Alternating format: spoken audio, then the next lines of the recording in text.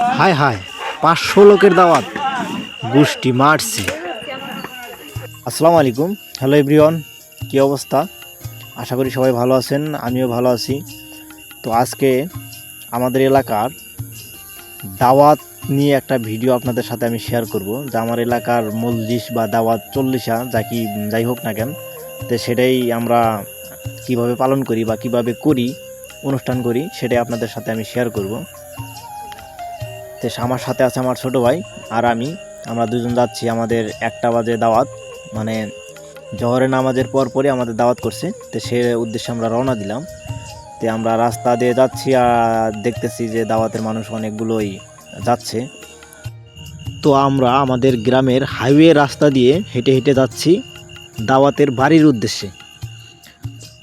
তো আপনারা আমাদের সাথে চলুন। ওই যে দেখা যাচ্ছে অলরেডি যে ওই সামনে যে বাড়িটা, সে বাড়িটাই হচ্ছে আমাদেরকে দাওয়াত করছে। সে বাড়িতে আমরা যাব এবং আমরা দাওয়াত খাবো, সেটাও আপনাদেরকে দেখাবো, এবং কি কি রান্নাবান্না হচ্ছে সেটাও আপনাদেরকে দেখাবো, এবং কি কি আমাদেরকে খাওয়ায় সেটাও আমরা দেখাবো। আর মূলত আমাদের গ্রাম অঞ্চলে মূলত এভাবে আমরা মজলিস বা চল্লিশা করে থাকি। সেটা আমাদের সবার ক্ষেত্রে, আমি যদি করি আমার ক্ষেত্রে এই অবস্থা হয়, অন্যজন যদি করে সেও এভাবেই করে। তে আপনারা দেখতে পাচ্ছেন যে সবাই সারিবদ্ধভাবে বসছে। তে তাদেরকে খাওয়াচ্ছি, বর্তমানে এখন আমিও খাওয়াচ্ছি তাদেরকে। তাদের প্লেটে যদি আপনারা লক্ষ্য করেন যে আলু ঘাটি না, এটা হচ্ছে ময়দা ঘাটি।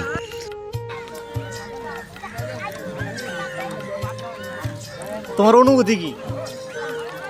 মানে ময়দার ভিতরে গোস্ত দিয়ে মানে খাওয়ানো হয়। আর এই হচ্ছে আমার বন্ধু হায়দার আলী, সেও আসছে। সে অন্য একটা চরে থাকে, অনেক দূরে থাকে, সেও দাওয়াতে আমাদের সাথে অংশগ্রহণ করছে।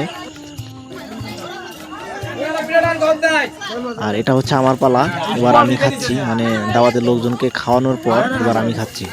আর এইভাবেই আমরা মজলিসের আয়োজন করে থাকি। আপনার এলাকায় আপনারা কিভাবে পালন করেন অবশ্যই কমেন্টে জানাবেন। সবাইকে অসংখ্য ধন্যবাদ।